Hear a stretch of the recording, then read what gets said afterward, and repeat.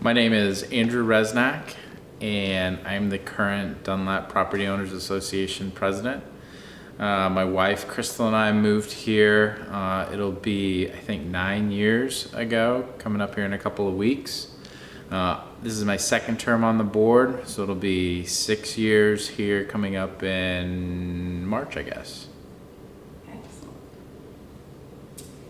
So, what brought you to the lake? Good question. I was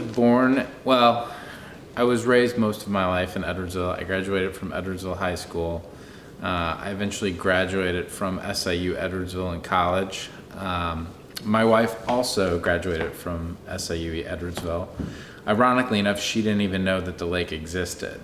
And we started driving around. We were casually looking for some homes, and we actually happened to see the owner of this house putting a for sale by owner sign out one afternoon, and I called him, looked at it the next day, and we were under contract in about 48 hours. So we've been pretty happy here, enjoy living on the lake. We enjoy fishing, enjoy boating, so it's been a good place to live. Timing was just perfect on that. It was. So you've been here a long time. Tell us how the community's changed over the years. Hopefully people don't take offense to this, but I used to joke when we moved here almost 9 years ago that we brought the average age of the Dunlap owner down a full 5 years. But I think we've seen a lot of turnover in Dunlap over the last probably 10 years. It probably started right before we got here. It probably peaked during COVID. I think, particularly around COVID, I think people started to understand, the value of what they had living out here. I don't think the lake had ever been busier. I think property values really skyrocketed. I do think you see a little bit of a trend of people who are more active on the lake. I think previously, 10 years ago, it just happened to be a good neighborhood for people to live in. But I think now you're actually seeing a lot of benefit of actually living on the lake. And I think homes are going for a premium value as well, just because of having all that additional recreational activity, some of the social activities, being able to fish and boat. Some of the views are great as well. So, hopefully with a lot of the projects we have going on, we'll kind of continue to get that momentum going forward, and keep making Dunlap a great place to live. Yeah, absolutely. So tell me about what's been going on while you've been on the board. The last couple of years especially have been like a lot. I remember, I think about 8 years ago, we went to our first association-wide meeting at the Moose Lodge, and it was probably the best attended meeting I've been to yet. This was when I believe the original assessment where we were going to add, based on, possibly property values, money to start basically dredging the lake. That vote wound up failing. We had another vote. I think a year later, Hal Patton came in and offered us a plan. He was the current mayor of Edwardsville, offered to give us a little bit of funds, help us with some financing, give us some engineering time. That was really close to passing. I think we were in the 60s, but in order for us to move forward with anything, we needed a two-thirds majority. So we kind of went back to the drawing board after that.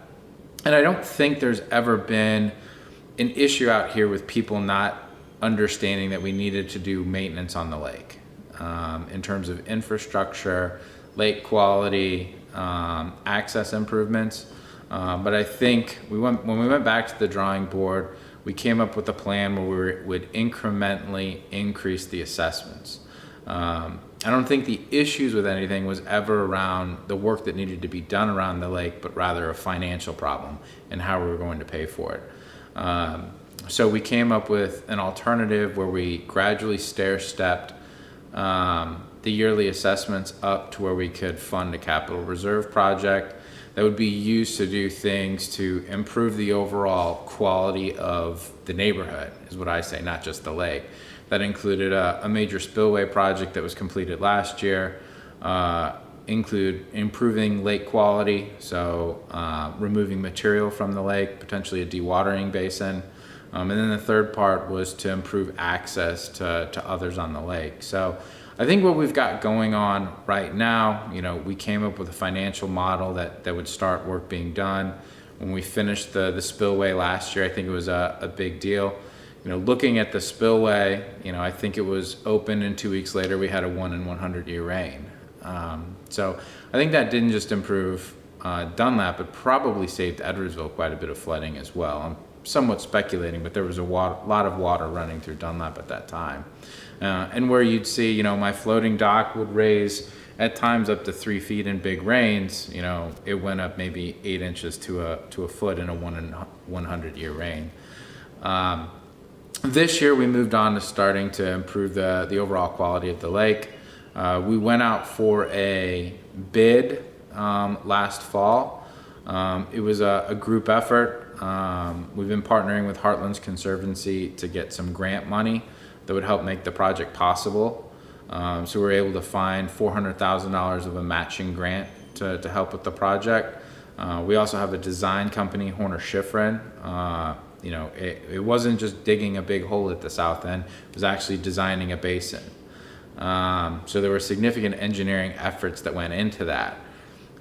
When we went out for bid, we had one clear-cut winner of that bid. They had some experience already doing some work in the south end for us.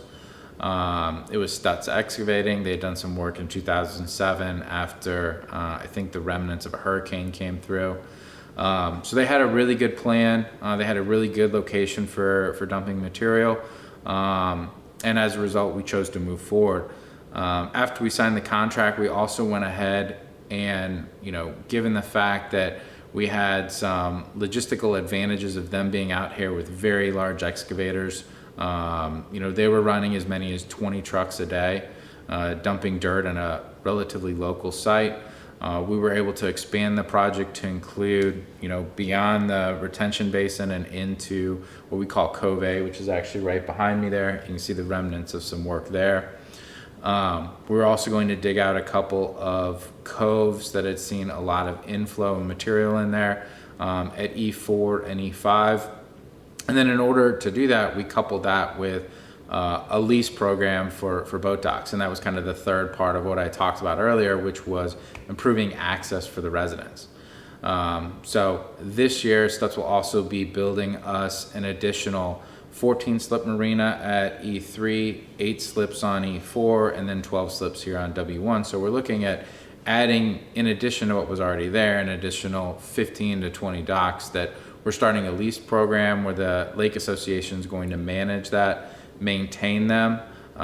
So residents will be able to support more boats on the lake, and residents won't necessarily need to build property on the lake, where the lake will actually own and maintain that. So it'll be a good model. It's much easier to manage. I think it'll also eliminate some of the deteriorating docks out here, the more that the Lake Association can manage. So I think it's a win-win for all parties involved.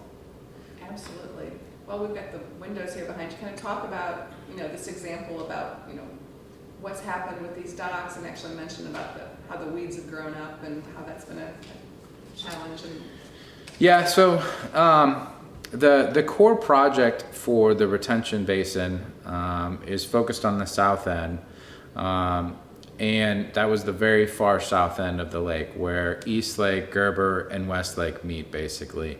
There's almost, I'd call it a couple hundred yards of lake where we're expanding, as well as digging out. Since we had that project, I should mention, was roughly about $1.15 million to do that. And we used part of that $400,000 in grant money to fund that. Like I said, given the cost per moving cubic yard, down there we were moving roughly 65,000 cubic yards, which is a lot of dirt. But given the economies of scale that we had Stutz actually start here a little bit further out in Cove A. They had long 70-foot sticks reaching out and digging out, and they basically dug holes as far out as they could from the shoreline, with the intent of, once the water comes up, that dirt will eventually kind of level out throughout the cove. But all in all, we probably had them add another 15,000 cubic yards to the program. So you're probably looking at 75,000 cubic yards or so that are coming out throughout the whole project that they've actually moved out of the lake. And that's material that we don't have to move from an alternative plan. You can kind of see here, there's a lot of weeds out there. Ironically, with it being 2023, we're in a pretty heavy drought year right now. We have not had a lot of rain. We actually had to drop the lake down. Normal pool's about 510 feet above sea level. We had to drop it down below 500 so they actually get to the ground in the south end.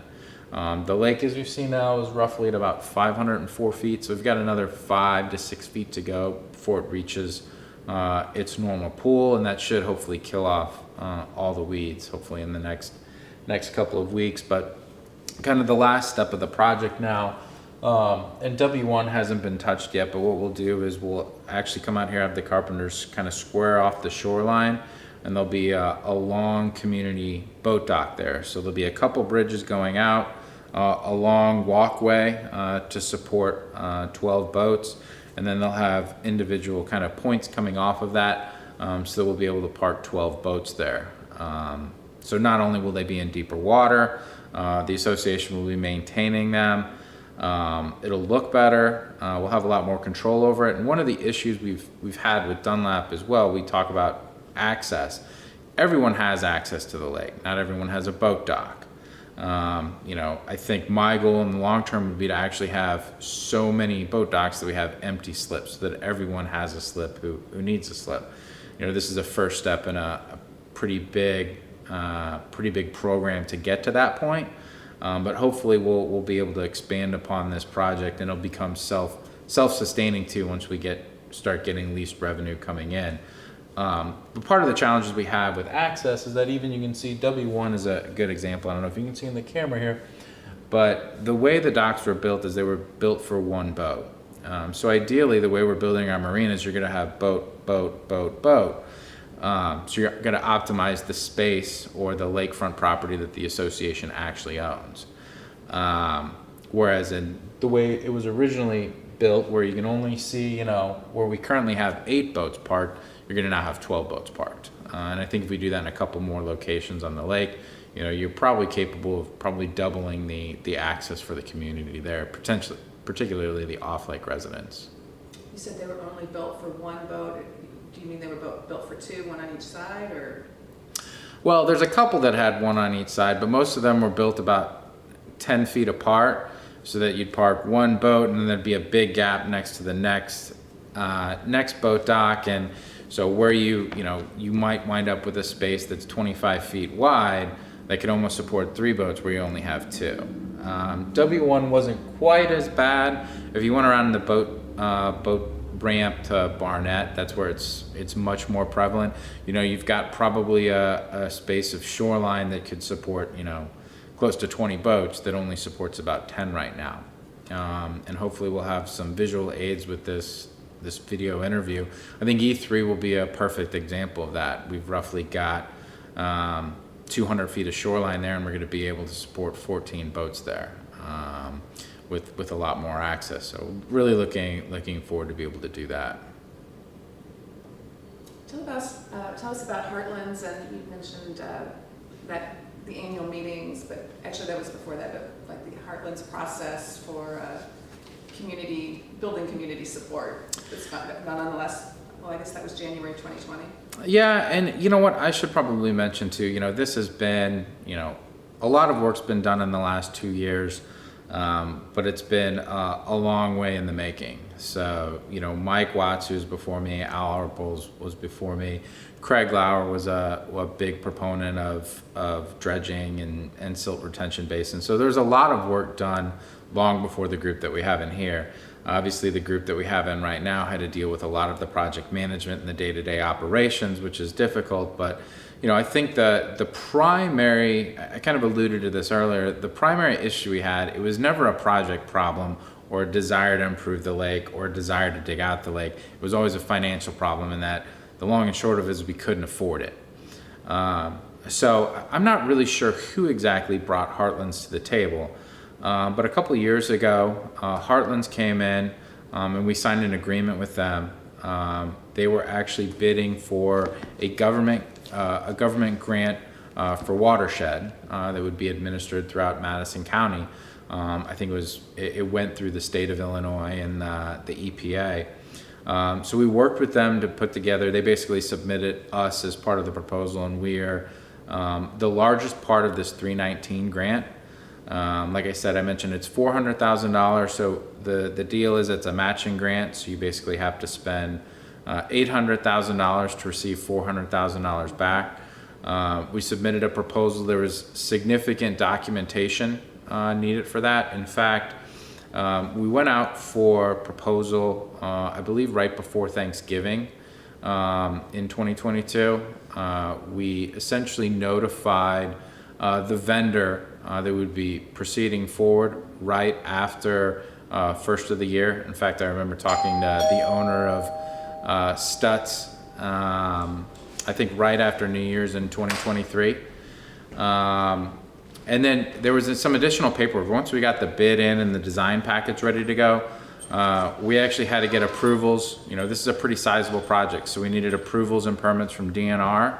And then in addition to the approvals and the permitting process from the EPA, we needed a separate organization from the grant side of the EPA to get approvals. Any work that we had done that we would be doing as part of the grant that we were proposing for reimbursement would not be reimbursable until we had approval from the EPA. So as a result, we were hoping to start the project probably earlier on in, say, February timeframe. The approvals didn't make it all the way through until March, and they all came through at around the same time. The good news about that, though, if there is good news, the challenge now is that the lake's a little bit lower, but it created a pretty dry situation for the construction crews. So they were able to actually move material probably a lot more efficiently than they would have had the lake bottom been a little bit more moist than what we would consider more of a typical rainy spring. Excellent. Keep looking at me. So, what advice would you give to someone who's new living on the lake? What advice would I that's an interesting question. When I first moved out here, I had a lot of opinions the way I thought things should be run. Certainly, a couple months after moving here, I saw a pretty hectic, large all neighborhood meeting, and there's a lot of differences of opinions there. But I would say, we've had our share of challenges, particularly throughout this year and how the project was run. But the vast majority of people have been very, very supportive.